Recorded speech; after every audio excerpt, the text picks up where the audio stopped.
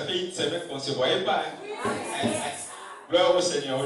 Aujourd'hui, je suis là pour que nous puissions partager ensemble les moments merveilleux que le Seigneur nous a accordés la journée d'aujourd'hui. Amen. Alors, nous allons remercier le Seigneur pour laisser ce moment aussi de la parole entre ses mains et le Seigneur Jésus-Christ puisse nous accompagner. Prions. Merci Seigneur Jésus-Christ, Papa. C'est toi qui as voulu que ce matin, nous, tes âmes, nous puissions venir devant toi, l'Église d'Israël. Oh Père, nous avons abandonné nos activités personnelles que nous étions en train de faire à la maison. Mais nous sommes venus ici, Seigneur, pour chercher ta face. Oui, puisque tu es le rémunérateur de ceux qui cherchent ta face, Seigneur Jésus. Oui, laisse que nous, tes enfants qui sont venus ce matin, nous puissions être bénéficiaires des choses venant de toi. Oh notre Dieu, oh Seigneur Jésus. Laisse que Papa, tu puisses te manifester au travers de la parole qui va sortir ici. Puisque nous sommes de vrais adorateurs, nous t'adorons en esprit et en vérité. En esprit, c'est lorsque nous avons émis les requêtes pour t'adresser nos prières, Seigneur Jésus. Mais non, en vérité, c'est au travers de la parole que tu nous donnes chaque jour, Seigneur. Et nous voulons maintenant t'adorer au travers de cette parole, Seigneur Jésus. Laisse que Papa, tu puisses te manifester dans ta toute puissance au travers la prédication d'aujourd'hui. Au nom de Jésus-Christ, nous avons ainsi prié. Merci, Seigneur Jésus-Christ. Amen. Amen. Mettez-vous, tapons les mains, mettez-vous.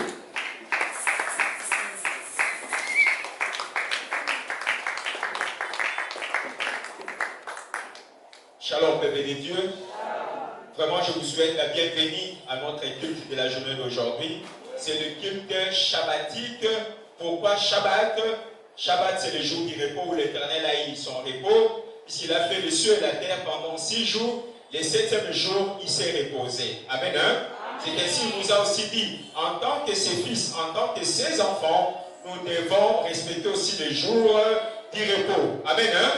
C'est ainsi que nous venons chaque jour ici pour être dans sa présence, pour célébrer les jours du repos de l'Éternel. Et ce qui est vrai aussi, l'évangile est libre, que le prophète Israël nous apporte, c'est l'évangile du repos. Nous avons circulé dans des églises, nous avons circulé dans différents endroits, mais nous n'avons pas eu le repos. Mais ici, c'est comme Israël qui est sorti de la terre égyptienne, il devait entrer à Canaan, qui est sa terre, qui était leur terre promise. Amen. Et nous aussi, notre terre promise, c'est l'évangile et libre. Nous venons nous reposer. Nous étions circulant par-ci, par-là, je cherchais, les situations étaient toujours compliquées dans ma vie, mais lorsque nous sommes venus ici, c'est le lieu du repos, et nous devons être dans la présence du Seigneur pour que ces repos-là soient effectifs dans nos vies. Amen. Amen. Shalom, peuple de Dieu. Je crois que nous étions partis l'autre fois, oui, la semaine passée, nous étions à Mokali. Nous avons ouvert une assemblée là-bas, comme cette assemblée ici. Amen. Premier jour, nous avons pu réunir plus de 21 personnes. Deuxième jour, nous avons réuni plus de 27 personnes qui étaient dans cette assemblée-là. Certainement, l'œuvre de Jésus-Christ commence peu, mais ça a grandi au fur et à mesure que lui-même, le Seigneur, appelle ses âmes pour venir dans son travail. Amen, dans son église. Alors, c'était vraiment merveilleux. Même les frères et sœurs qui sont là-bas, ils vous ont aussi salué. Ils ont dit, dites aux enfants qui sont à l'église mère là-bas, nous les saluons au nom de Jésus-Christ. Acceptez-vous les salutations. Si vous acceptez, manifestez cela. Certainement, la mission du prophète Israël, moi je suis un missionnaire. Je ne vais pas seulement me limiter à Tchil ici, quartier 7. Nous devons aller répandre l'œuvre du Seigneur partout dans la ville de Kinshasa. À Matete, nous aurons une assemblée. À Kitabo, nous aurons une assemblée, et ainsi de suite. Puisque Dieu a établi cette œuvre ici, l'œuvre de l'évangile libre, la lumière du monde, la lumière des nations. Les gens qui sont en Afrique ici, comment connaîtront-ils cette œuvre s'ils ne sont pas enseignés? Si cette œuvre-là ne part pas là-bas en Afrique du Sud. Comment les gens qui sont en Hollande connaîtront cette œuvre ici si nous n'allons pas là-bas en Hollande pour faire cette œuvre? Amen. Alors, certainement, le Dieu là, il est derrière sa commission et il va se montrer dans sa toute puissance. Amen. Je vous ai dit à plusieurs reprises, nous devons monter des niveaux. Je suis content, même mon fils Nico, il est en train de monter des niveaux comme moi, Israël. Au commencement était la parole, et la parole était avec Dieu, et la parole était Dieu. S'il est écrit, il est aussi écrit. S'il est écrit, il est aussi écrit. C'est ainsi le diable est venu avec la parole pour dire à Jésus. Il a dit, il est écrit que si tu priais pour ces pierres ici, ça va devenir 10 pains. Jésus aussi a dit, il est aussi écrit que tu ne tenteras pas l'Éternel, hein, ton Dieu. Amen. Hein? C'est ainsi, les enfants de l'évangile, les enfants du prophète Israël devaient avoir la parole en vous. Puisque dans ces derniers temps ici, les pharisiens modernes sont là, ils utilisent la parole pour pouvoir tromper les peuples et les dieux. Alors nous devons avoir la connaissance de la parole, puisque Jésus a dit, mes brebis sont à moi, ils ne seront jamais égarés. Puisque Jésus était la parole, et l'évangile de lui aussi aujourd'hui est la parole de Dieu dans notre génération ou temps que nous sommes en train de traverser. Amen. Hein? Amen. Notre sermon aujourd'hui, nous l'intitulons l'enlèvement de l'épouse. L'enlèvement de l'épouse. Avant de développer notre sermon de la journée d'aujourd'hui, nous devons d'abord savoir l'étymologie de chaque mot contenu dans notre sujet. Enlèvement. Que veut dire le mot enlèvement? Le mot enlèvement vient du verbe enlever. Cela veut dire quoi? Porter vers les hauts. Porter vers les hauts. Ou encore faire qu'une chose ne soit plus là où elle était. Enlever. J'enlève la Bible. C'est-à-dire, la Bible était ici, j'ai enlevé cela. Amen. Hein? Et alors, c'est ça la signification du mot enlever ou enlèvement. L'épouse. L'épouse, en Ibala, on dit moi si, il y a l'Ibala. Amen. Hein? Nous sommes l'épouse de Christ. Une épouse, c'est celui qu'on prépare pour le mariage. Une épouse, c'est celui qu'on est en train de guider. C'est comme un fiancé. Hein? Vous êtes un fiancé quelque part, vous êtes fiancé avec un homme, mais vous deviendrez époux de cet homme ou épouse de cet homme-là lorsque vous allez finaliser le mariage avec lui. Amen. Hein? C'est-à-dire qu'il faut vous faire porter l'anneau, l'alliance qui va conclure que vous êtes mari et femme. Amen. Hein? Mais dans notre contexte ici de l'évangile est libre, l'enlèvement de l'épouse, c'est quoi?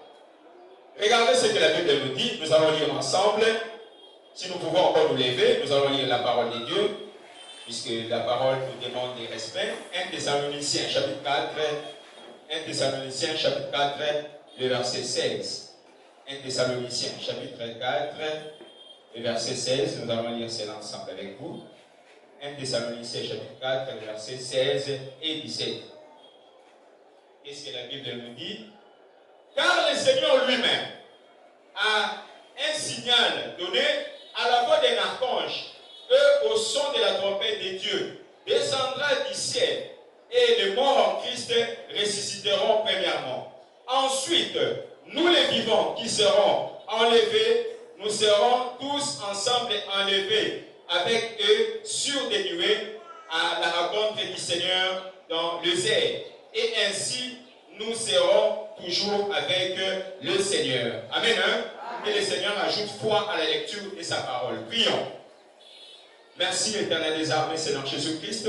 Voilà, nous venons de lire la parole comme tout autre homme qui peut lire la parole, comme des gens qui ont une idée. Mais nous voulons que cette parole, que toi, que nous venons de lire, Seigneur Jésus, que toi, le Dieu d'Israël, tu puisses donner l'interprétation, la signification de ce que nous venons de lire, Seigneur Jésus. C'est ainsi, Père, nous demandons que ta main puissante puisse être sur nous, tes serviteurs, ainsi que le peuple qui va écouter cette parole, Seigneur Jésus. Et que tout ce que nous enseignerons ici vienne de toi, le Dieu d'Israël, puisque tu as dit par la bouche du prophète Jérémie, et personne ne dira à l'autre, connaissez l'Éternel, mais à la fin, nous tous nous te connaîtrons au travers ton esprit, le Saint-Esprit, en train de nous enseigner tes préceptes et tes ordonnances, Seigneur Jésus. C'est ainsi nous voulons que, Papa, le Saint-Esprit puisse nous diriger et que le sang de l'agneau puisse rayonner au travers de cette parole et que tout ce qui va sortir de la bouche de ton serviteur puisse venir de toi, les saints d'Israël, et que toute influence malsaine du monde des ténèbres soit écartée du moment de la parole au nom de Jésus-Christ. Laisse que Père, l'ange qui accompagne cette commission,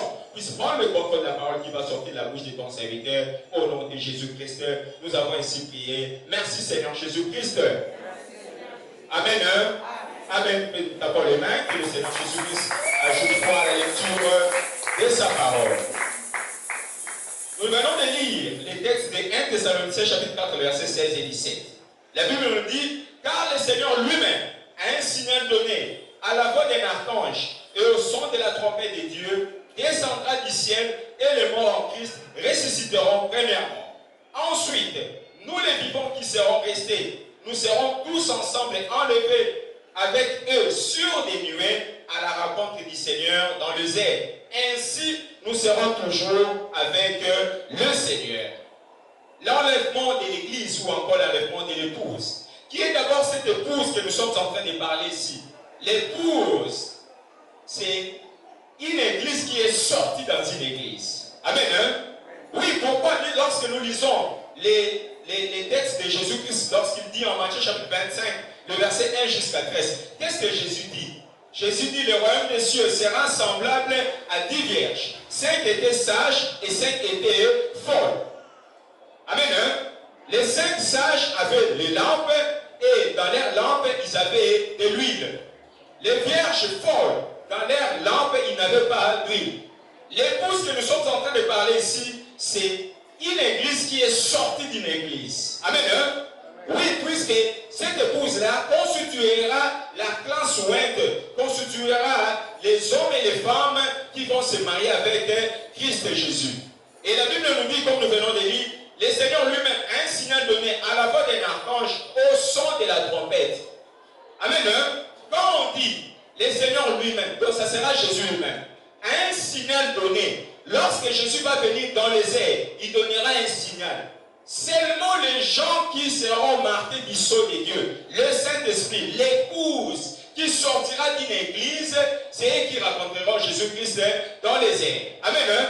Oui, pourquoi? Lorsque nous lisons, nous venons de dire, les récits de Jésus pour ce qui concerne les 10 vierges, les autres aussi se disaient, nous sommes les enfants de Dieu. Nous sommes les enfants de Dieu. Même Jésus lui-même ajoute, en Matthieu chapitre 7, il dit, ce n'est pas tous qui me disent Seigneur, Seigneur qui entreront dans le royaume des cieux. C'est seulement celui qui fait la volonté de mon Père qui est dans le cieux. Amen. Hein?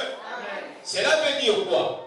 Même si quelqu'un dit, moi je prie, moi je suis dans telle église, cela n'est pas synonyme d'être l'époux de Jésus-Christ, l'épouse de Jésus-Christ. Synonyme d'être l'épouse de Jésus-Christ, c'est lorsque nous sommes réellement marqués du sceau de Dieu, qui est le Saint-Esprit. Puisque le Saint-Esprit, c'est la marque distinctive qui fait la différence entre nous et les gens qui ne sont pas de Jésus-Christ, mais qui sont, soi-disant, dans l'église de Jésus-Christ. Amen. Hein? Amen. J'ai lu beaucoup des textes, des érudits de la parole. J'ai lu Branham, j'ai lu d'autres serviteurs de Dieu. Pour ce qui concerne l'enlèvement de l'épouse, j'ai tiré des conclusions, mais il y a certaines choses qui ne sont pas claires. Amen. Hein? Puisque beaucoup des érudits là que je lis, des gens qui se disent, qui maîtrisent la parole de Dieu, ils disent que l'épouse de Christ va aller en enlèvement avant les 144 000 juifs qui sont en Israël. Ce qui n'est pas juste. Amen. Hein? Puisqu'il n'y aura pas 2 enlèvements ou 3 enlèvements dans notre temps que nous sommes. Ça sera seulement un seul enlèvement. Amen. Hein? Regardez ce que la Bible nous dit. Hein?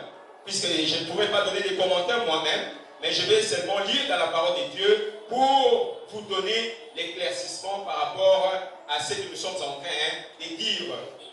Apocalypse chapitre 1, le verset 7. Apocalypse chapitre 1, le verset 7, regardez ce que la Bible nous dit. Voici, il vient avec les nuées.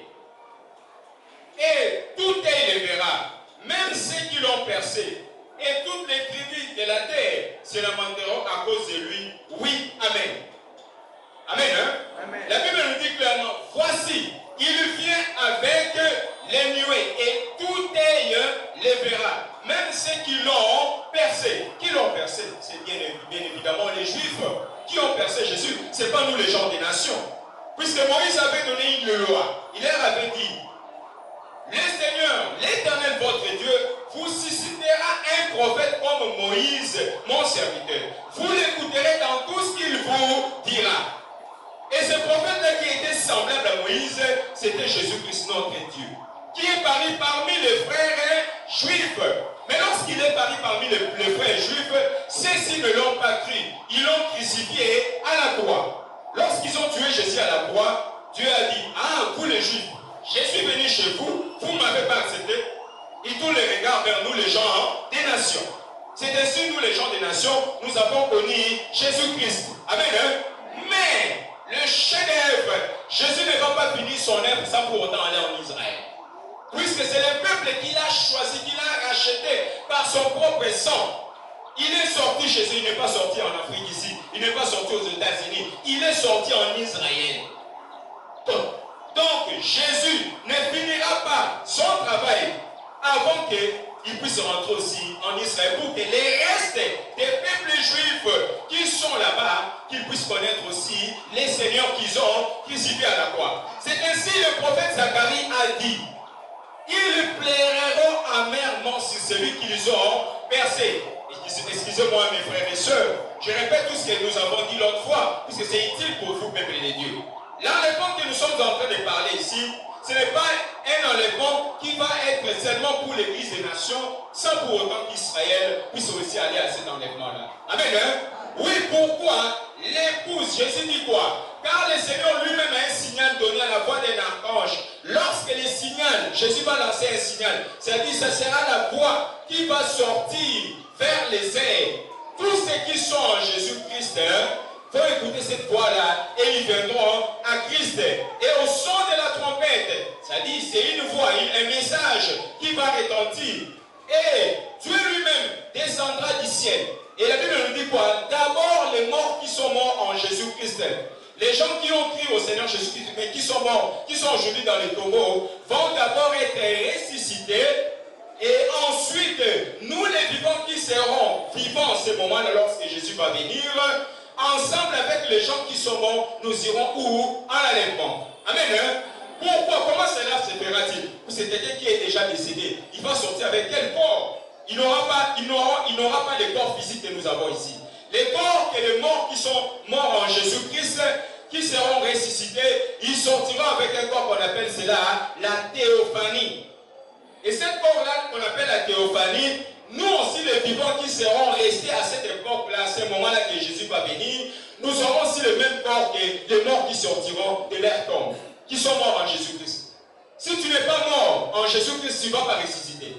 C'est seulement les morts en Christ et Jésus. Maintenant, et les morts en Christ, et nous qui serons vivants à cette époque-là, nous irons dans les airs rencontrer notre Seigneur. Amen. Hein? Amen. C'est ainsi, l'épouse que nous sommes en train de parler ici, c'est une église qui sort de notre église pour aller maintenant rencontrer le Seigneur Jésus-Christ.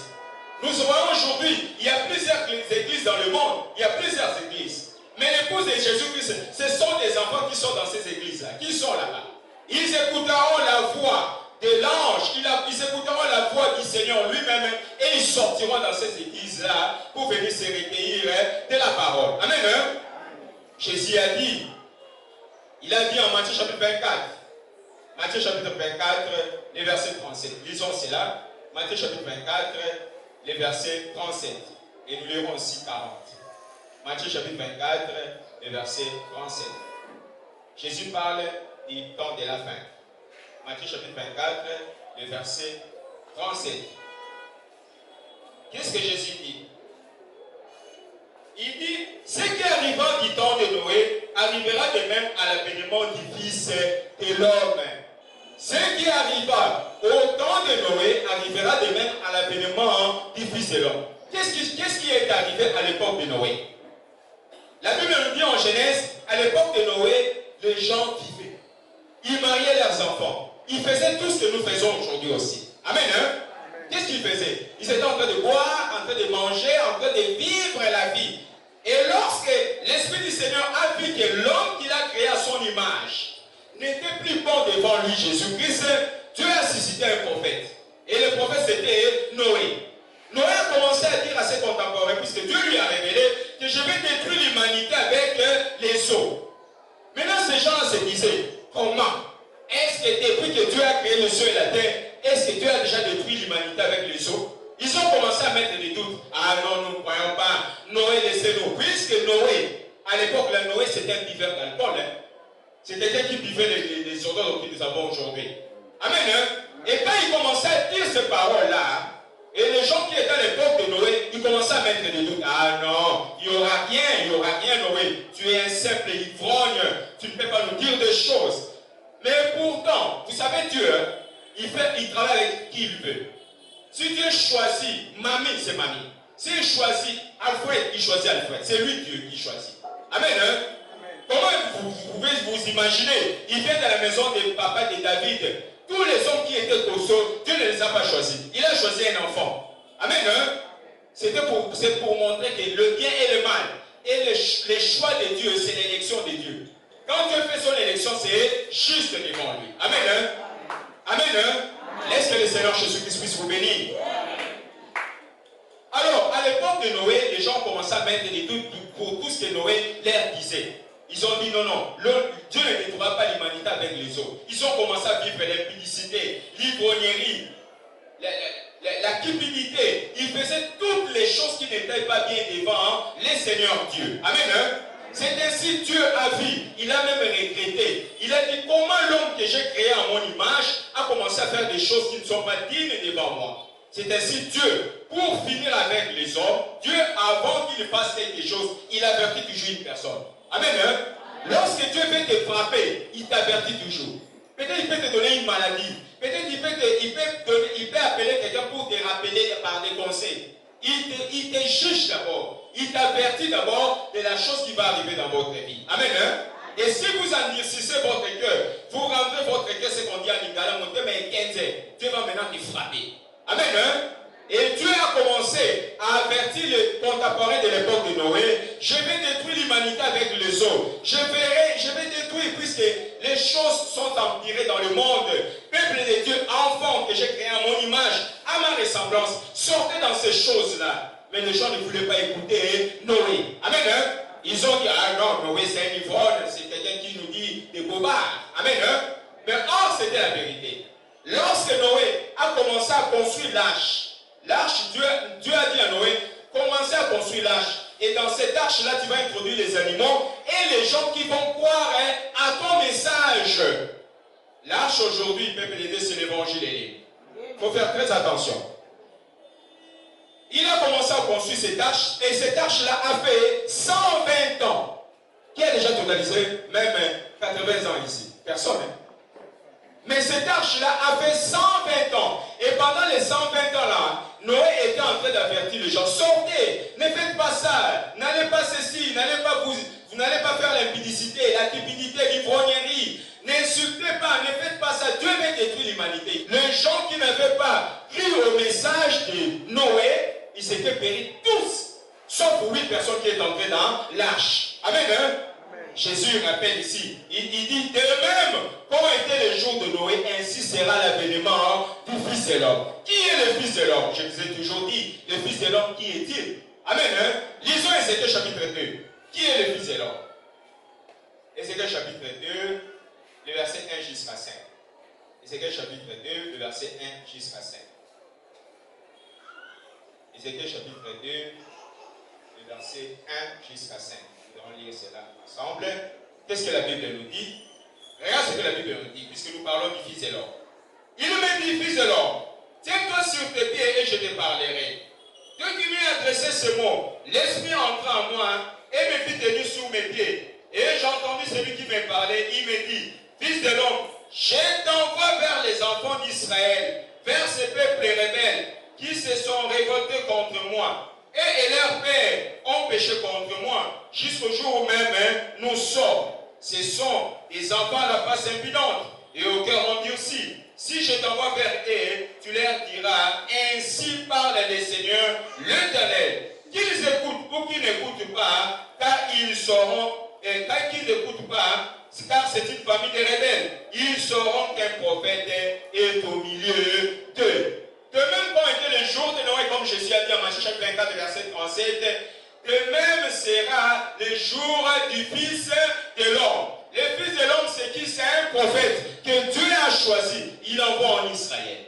Dieu lui dit quoi? Fils de l'homme, tiens-toi sur tes pieds et je te parlerai. Et dès qu'il m'y adressait ces paroles, l'Esprit me fit tenir sur mes pieds et l'Esprit a commencé à me parler. Fils de l'homme, je t'envoie vers les enfants d'Israël, vers ce peuple rebelle qui se sont révoltés contre moi. Et leurs pères se sont révoltés contre moi. Mais tu leur diras, ainsi dit le Seigneur. Qu'ils écoutent, ils n'écoutent pas, ils sauront qu'un prophète est au milieu d'eux. Amen. Hein? Amen. Le Fils de l'homme, c'est le prophète d'Israël dans ces temps que nous sommes en train de vivre. Et il est en train d'avertir le peuple de Dieu.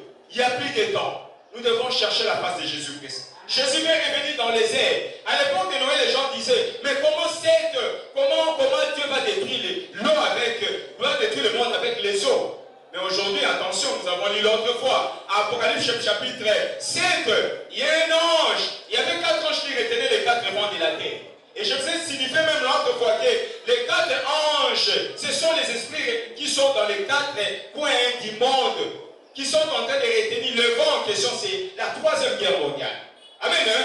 Vous ne remarquez pas ce que la Russie est en train de faire. Vous ne remarquez pas, même les Occidents, ils sont maintenant devenus incapables pour finir la guerre d'Ukraine. Amen. Hein? Oui, pourquoi? Puisque Dieu n'a pas enclenché directement la guerre qui part de la Russie, puisque la Russie c'est une grande puissance, c'est le roi du Nord, et les États-Unis c'est le roi du Sud. Et Dieu n'a pas laissé que le roi du Nord déclenche la 3e guerre mondiale sans pour autant que les Juifs là-bas en Israël connaissent Jésus. Amen. Hein? C'était, je crois, c'était le 22 ici, le 22 février, que la guerre d'Ukraine a duré 2 ans. Amen. Hein? Sans pour autant déclencher la 3e guerre mondiale. Amen. Hein? Puisque la Russie et les États-Unis s'affrontaient, c'est la 3e guerre mondiale. Amen. Hein? C'est ainsi, peuple de Dieu. Cette 3e guerre mondiale, elle est suspendue derrière nous. Et en ce moment ici, oui, quand nous allons nous marier, quand nous allons acheter des voitures, des maisons, n'oublions pas que Jésus va revenir dans les airs. Il va venir prendre les siens. Les siens qu'il va prendre, c'est l'épouse qui va sortir d'une église. L'église que nous avons ici dans le monde, l'église pentecôtiste, les églises branhamistes, l'épouse là va sortir dans cette église branhamiste, pentecôtiste, ils viendront se recueillir de la parole sortant du 7e ange, les prophètes d'Israël que Dieu envoie en Israël. Amen. Hein? Amen. Et c'est lui le fils de l'homme que Dieu envoie en Israël. C'est ainsi nous, peuple de Dieu, l'épouse, nous devons être prudents, nous devons être aux aguets. Quel est ce que nous sommes en train de vivre en ces temps ici? Oui, ce qui est vrai, nous pourrions nous réjouir de la vie, aller à Kibbutz, à par-ci, par-là, pour faire n'importe quoi. Mais n'oubliez pas que le jugement va venir. Dans toutes choses, il y aura les jugements. Que vous le voulez ou pas. Moi, Israël, tellement j'ai eu l'argent, je me suis mal comporté devant Dieu. Et Dieu m'a fait pire. Amen. Hein? Ne croyez pas qu'aujourd'hui, même si on me voit, je suis ceci, là. Non, attention, il y a le jugement de Dieu. Si vous faites ce qui est vrai devant Dieu, ce qui est juste, Dieu va vous épargner. Même si le combat va venir de ta famille, Dieu va t'épargner à cause de la vie pure que vous êtes en train de vivre devant lui. Amen. Hein? Il est le rémunérateur de ceux qui le cherchent. Il est le lieu de refuge où nous sommes en train de nous abriter. Lorsque vous vous réfugiez en Jésus-Christ, même les sorciers de la famille peuvent venir sur votre vie. Ils ne pourront pas vous toucher. Puisque vous êtes déjà scellés par le sang de l'agneau, le sang de Jésus dans votre vie. Amen. Hein? Laisse que dans cette saison ici, vous soyez protégés par Jésus lui-même. Laisse que les ennemis qui s'élèvent contre votre vie soient anéantis au nom de Jésus-Christ. Amen. Hein? L'enlèvement de l'épouse. Même Paul l'a dit, en 2 Corinthiens chapitre 11, verset 2, disons cela, ce n'est pas écrit sur les tableaux, 2 Corinthiens chapitre 11, le verset 2. Qu'est-ce que Paul dit? J'ai paraphrasé ceci dans mes notes. Il dit, car je suis jaloux de vous, d'une jalousie de Dieu. Paul est jaloux de nous. Moi, Israël, je suis jaloux de vous. Vous êtes des enfants que j'ai pris. Vous êtes sortis dans les églises, vous êtes sortis dans des familles, et moi, je suis jaloux de vous. Je ne voudrais pas que l'ennemi, le diable, puisse venir mettre sa main sur vous. Et s'il ose, moi Israël, je viens. Puisque ta propriété, puisque tu es la propriété de Jésus-Christ, ce n'est pas la propriété des familles sur le Bakala. Tu es la propriété de Jésus. C'est ainsi, moi Israël, comme Paul l'a dit, je suis jaloux de vous d'une jalousie de Dieu. Parce que je vous ai fiancé à un seul époux. Moi Israël, je vous ai fiancé à un seul époux. L'époux là, c'est qui? C'est Christ et Jésus. Et il est en train de venir dans les airs. Nous devons nous apprêter. Nous devons être prudents. Vivons dans la crainte du Seigneur. Ne vivez pas dans la crainte des hommes. Les hommes peuvent venir. Ils peuvent faire quelque chose. L'homme est homme. Il est poussière. Il va retourner à la poussière. Même ton père qui tu avais confiance. Papa avait beaucoup d'argent. Il avait ci, ceci, cela. Mais il va retourner à la poussière. Lorsqu'il va partir, tu resteras avec qui? Mais Jésus ne meurt jamais. Moi, Israël, je mets toujours ma confiance en Jésus. Je ne mets pas ma confiance à un homme sur la terre. Jamais. L'homme va me tromper. Moi, je suis grandi dans de meilleures conditions, mais lorsque je suis devenu âgé, mon père a commencé à me négliger. J'avais confiance en lui. Papa va te trahir, maman va te trahir, mais Jésus ne trahit jamais. Et il est celui qui protège ses âmes. Il est celui qui garde. Oui, ils vont s'élever. Ils vont venir par un chemin.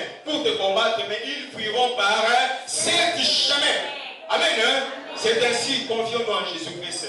Laissez les choses de ce monde ici. Oui, si vous avez l'argent, détentez-vous dans les meilleures conditions. N'allez pas faire n'importe quoi. Moi, Israël, même si j'ai l'argent, j'ai besoin de manger au grand hôtel. Je vais manger, ce n'est pas un péché. Mais quand vous prenez votre argent, vous commencez maintenant à prendre plusieurs femmes, vous commencez à faire n'importe quoi avec votre argent. Le jugement va venir. Un prophète, c'est un signe. Lorsqu'un vrai prophète majeur apparaît dans un âge donné, c'est un signe. Amen. Hein? Et moi, Israël, je suis un signe dans ces temps ici. Oui, pour ramener les enfants, le peuple de Dieu, vers la lumière, ramener le peuple de Dieu vers Jésus-Christ. Amen. Hein? Que le monde le veuille ou le veuille pas, moi, Israël, j'irai à l'enlèvement. Je rencontrerai Jésus que j'ai adoré des années et des années. Et moi aussi, je crois pour vous, peuple de Dieu, nous raconterons ensemble avec vous notre Seigneur Jésus-Christ. Amen. Hein? Oui, puisque Paul a dit, je suis jaloux de vous d'une jalousie de Dieu, parce que je vous ai fiancé à un seul époux, qui est le Seigneur Jésus-Christ. Et je vous présente devant Jésus-Christ comme une vierge pure. La virginité ici n'est pas une virginité physique. La virginité ici, c'est une virginité spirituelle. C'est-à-dire quelqu'un, moi Israël, si on voit sur le plan physique, je ne suis pas vierge. Mais c'est sur le plan spirituel. C'est-à-dire, j'ai abandonné tout ce qui est dans le monde. J'ai abandonné les comportements du monde. J'ai vu maintenant la vie de Jésus-Christ. Et Jésus est obligé de me bénir. Amen. Hein? Je vous donne un exemple, peuple de Dieu. Moi, ma famille a dit, comme papa Israël a eu beaucoup d'argent dans sa vie, comme il n'a pas retenu, il a bien gardé cet argent, il va bien recevoir l'argent dans sa vie. Mais c'est faux. Vous allez dire cela. Vous pouvez mettre la limite ou les barrières. Mais si Jésus n'a pas encore dit un dernier mot sur ta vie, tu vas être rétabli dans les conditions que tu étais avant. Amen. Hein? Regardez ce que la Bible nous dit. Hein? En Job chapitre 22. Job chapitre 22. Regardez ce que la Bible nous dit. Dieu, si vous appliquez ces principes ici, Dieu fera quelque chose pour vous. Job chapitre 22. Le verset 21. Qu'est-ce que la Bible dit? Attache-toi donc à Dieu et tu auras la paix. Tu jouiras ainsi du bonheur. Reçois de sa bouche l'instruction et mets dans ton cœur ses paroles. Attache-toi donc à Dieu et tu auras la paix. Tu jouiras ainsi du bonheur. Reçois de sa bouche l'instruction et mets dans ton cœur ses paroles. Tu seras rétabli. Si tu t'attaches à Dieu, tu mets ces paroles dans ta bouche que vous recevez de la part de l'évangile libre, vous mettez ces paroles-là dans ta bouche et vous vivez selon la volonté de Dieu, tu seras rétabli. Même si aujourd'hui tu as perdu ce que tu as, mais lorsque tu t'attaches à Dieu, lorsque tu mets ces paroles dans ta bouche, tu seras rétabli. Amen. Hein? C'est ainsi, laisse que tu sois rétabli dans cette saison. Tout ce que tu as perdu, tu puisses retrouver cela. Au nom de Jésus-Christ. Amen. Hein? Oui, c'est ainsi recevoir l'instruction de Dieu au travers de la bouche du prophète. Moi, je suis la bouche autorisée dans cette génération. Et cette bouche autorisée, personne ne pourra contredire la parole qui sort de la bouche du prophète Israël. Le chemin de Jésus-Christ aujourd'hui, c'est au travers de l'évangile libre. Aujourd'hui, beaucoup de personnes vont dire, mais qui est cet Israël-là? Oui, c'est celui que Dieu a choisi. Et c'est ça aussi, les gens qui ont cru au Seigneur Jésus-Christ, qui croient à l'évangile libre, peut être aujourd'hui ce qu'on appelle l'épouse parole. Quand on dit épouse parole, c'est-à-dire que tout ce que vous direz. Amen. Hein? Nous avons vécu les âges de l'Église. Hein? Je vais expliquer ça l'autre fois. Nous allons parler sur les âges de l'Église. Nous avons vécu plusieurs âges de l'Église. L'âge d'Éphèse, l'âge de Smyrne, l'âge de Philadelphie et aujourd'hui l'âge de Laodicée. Il y a eu des serviteurs de Dieu qui sont venus comme prophètes majeurs dans ces âges-là. Amen. Hein? Et ces gens-là qui sont venus, ils ont apporté certaines choses de la part de Dieu. Amen. Hein? Et à l'âge que nous sommes, c'est l'âge pentecôtiste où vous voyez les églises que nous avons ici. Ils ont rétabli, Dieu a rétabli au travers de l'âge des pentecôtistes les dons de Dieu dans son église. Les dons de discernement, les dons de la prophétie, les dons de parler en langue, les dons de la connaissance de la parole, c'est rétabli dans l'église de Dieu. Mais nous sortons de l'âge pentecôtiste. Nous entrons maintenant dans l'âge des gens qui ont cru à l'évangile et l'hymne. Et dans cet âge-là, c'est l'épouse parole. C'est-à-dire, si vous devenez comme Christ Jésus, puisqu'il a dit, soyez parfaits comme votre Père Céleste est parfait. Et au travers de la perfection direction que Dieu va placer en vous en tant qu'enfant de Dieu. Si tu prononces la parole, moi je vais me marier en juin, tu vas aussi te marier en juin. C'est là où moi j'apporte jamais les enfants de Dieu. Amen. Hein? Et moi je suis comme ça. Si je dis je vais faire cela, que la chose doit faire quoi? Arriver dans ma vie en tant que son enfant qu'il a choisi dans cette génération. Amen. Hein? Donc l'épouse et l'épouse de Christ, nous qui sommes l'épouse de Jésus, dans cette génération, nous sommes sortis d'une église, les églises que vous voyez ici, nous sommes sortis de là pour constituer la classe qu'on appelle l'épouse. Et cette épouse-là n'ira pas à l'enlèvement seule, il ira à l'enlèvement avec les 144 000 juifs, puisque nous venons de lire en Apocalypse chapitre 1, le verset 7. Il est dit quoi? Les voilà Jésus venant dans les nuées. Tout œil le verra, même ceux qui l'ont percé. C'est ainsi, ça va se passer comment? C'est comme nous le voyons au tableau là-bas. L'épouse, c'est le triangle qui est de l'autre côté, à droite, et les 144 000, c'est le carré parfait qui est à gauche ici. Et Jésus est au-dessus, puisque la Bible nous dit quoi? Nous allons les rencontrer dans les airs. Maintenant, et l'épouse, et les 144 000 juifs qui seront marqués du Saint-Esprit, ils vont rencontrer les seigneurs dans les airs. Nous, les gens des nations, nous constituons l'épouse des nations, mais les 144 000, ils constituent la pierre de fête, la pierre angulaire, que Christ est en train de mettre sur son église. Les gens, les réformateurs sont bénis. Il y a eu Wesley, il y a eu Branham, il y a eu plusieurs réformateurs qui sont bénis. Mais maintenant, dans cet âge ici, nous sommes à l'âge où Dieu veut restaurer toutes choses. Il veut mettre les dernières œuvres qu'il est en train de faire, c'est les 144 000 qu'il associe avec l'épouse. Et lorsque Jésus va venir dans les airs, nous allons faire quoi? Les rencontrer. Amen. Hein? C'est ainsi, sachant que nous sommes en train de vivre l'âge où l'épouse veut aller à l'enlèvement, soyons prudents. La guerre qui a éclaté en Ukraine là-bas avec la Russie, attention, l'esprit qui est dans le nord, puisque Jean avait vu dans la vision, il a vu 4 anges aux 4 coins de la terre. Les visions, comme j'avais dit l'autre fois, les anges, ce sont des symboles. Et ces symboles-là, ça a des significations. Lorsque vous dormez la nuit, vous voyez un bateau, mais dans ce bateau-là, il y a des souris. Il n'y a pas des hommes et des souris. Ça a une signification. Amen. Hein? Et un prophète, lorsqu'il vient dans un âge donné, il donne la signification de ce que vous avez vu là, dans les songes. Même Joseph était prophète aussi, puisqu'il donnait quoi? Les songes. Hein? Il donnait l'interprétation des songes. C'est ainsi, peuple de Dieu.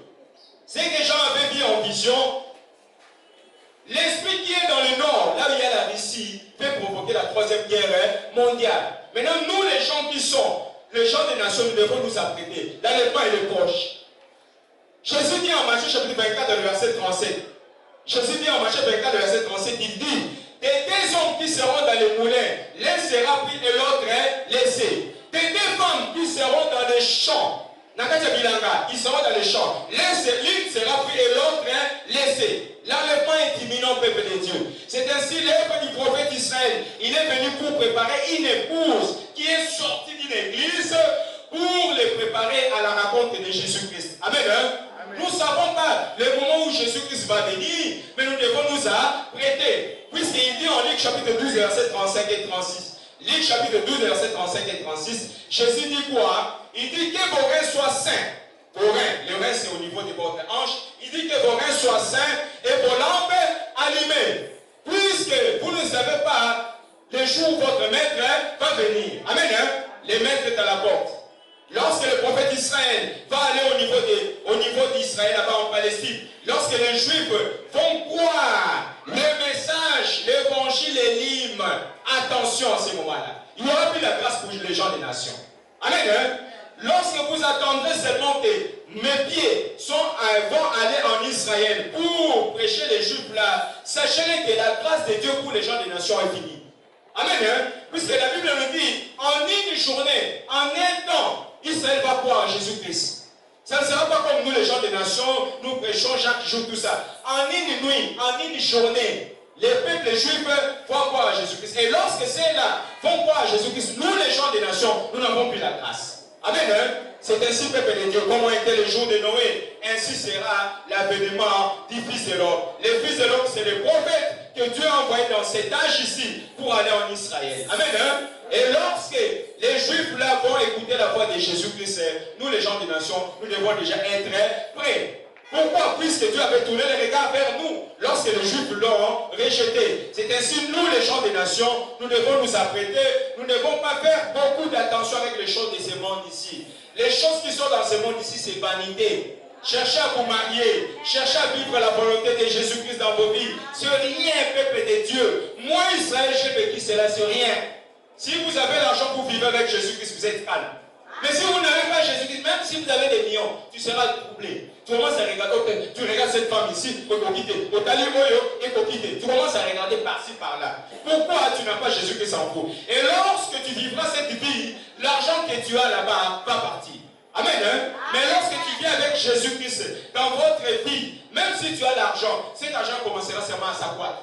Cet argent commencera seulement à s'accroître dans ta vie. Et les gens diront, il est assis ici, ce n'est pas les fétiches. C'est seulement que tu vis la vie de Christ. Et Jésus est en train de protéger votre argent, est en train de protéger votre richesse.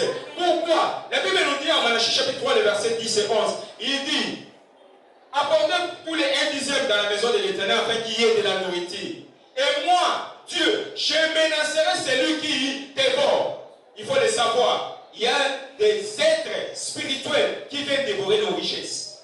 Tu as l'argent comme ça, tu vois, mais j'avais de l'argent, comment c'est parti où? Il y a des êtres spirituels négatifs. Ils viennent dévorer votre argent. C'est ainsi, votre argent, vous devez le consacrer à Christ et Jésus. Et c'est Jésus qui va protéger cela. Ce n'est pas comme les gens qui font ici. Ils prennent l'argent, ils partent chez les occultistes pour protéger leur argent. C'est faux. Les occultistes sont dans le même gouvernement avec les sorciers. Un matin comme ça, tu vas te réveiller, tu mets au monde un enfant qui n'a pas l'œil. Tu mets au monde un enfant qui a une grosse tête que vous n'avez pas comprendre. Mais lorsque vous confiez en Jésus-Christ, Jésus ne déçoit jamais. Il va protéger votre argent, il va protéger vos activités. Amen. Hein? C'est ainsi, peuple de Dieu. L'heure n'est plus. Nous devons nous confier au Seigneur Jésus-Christ.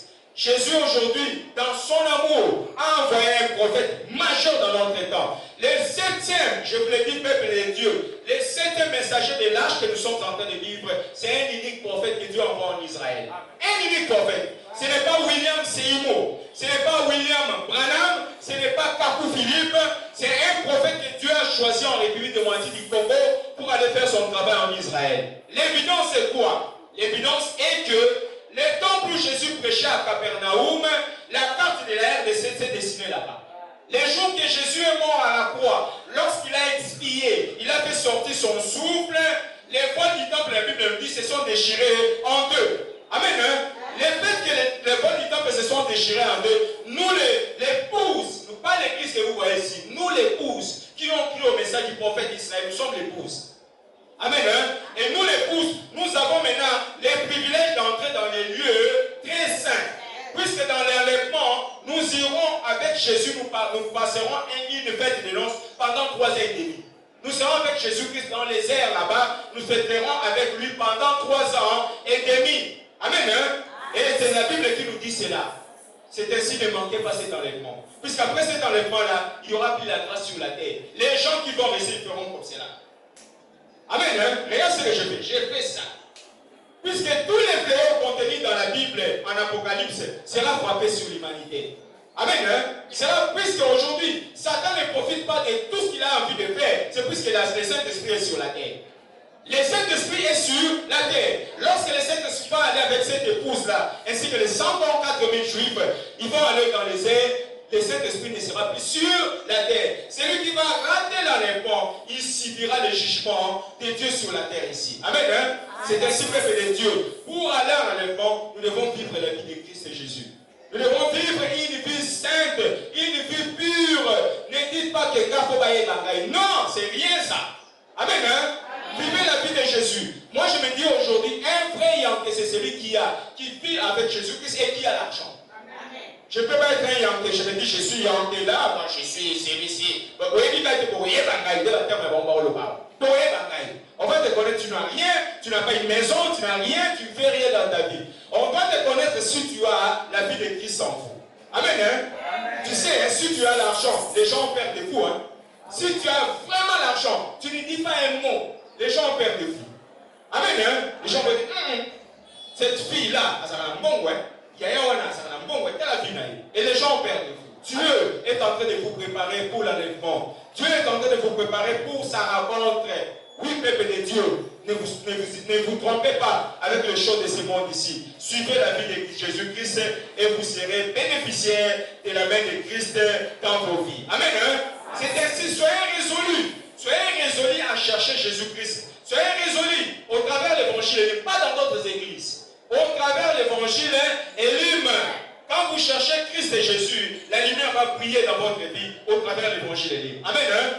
Job chapitre 22, le verset 28, la Bible dit quoi? À tes résolutions répondra les succès. Sur tes sentiers brillera la lumière.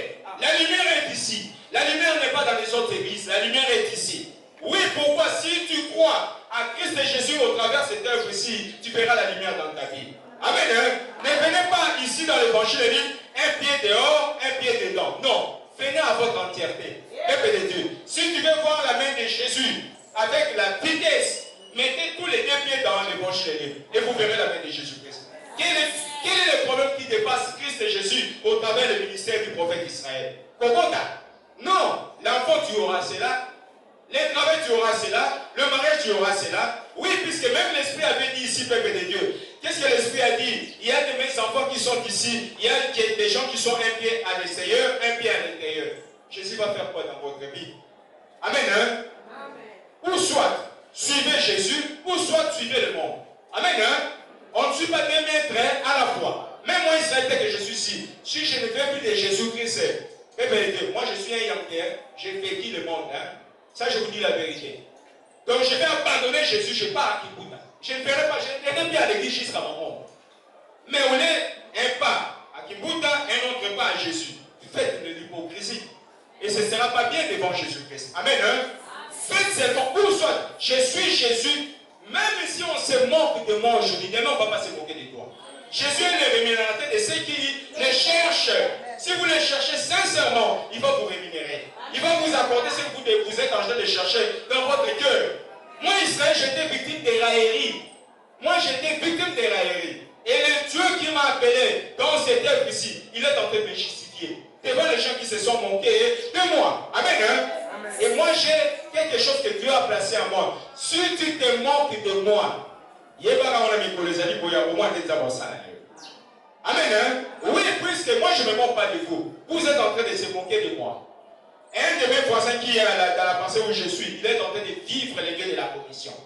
Quelqu'un qui mangeait un sauce dans une journée, et aujourd'hui il mange les maths de 500 francs. Le Dieu de la commission, il est puissant, il est fort. Ça, je vous le dis, peuple de Dieu. Dès que vous êtes ici, Dieu vous protège. L'ange de la commission vous protège. N'entrez pas dans les choses du monde. Si même quelqu'un se moque de vous, regardez-lui.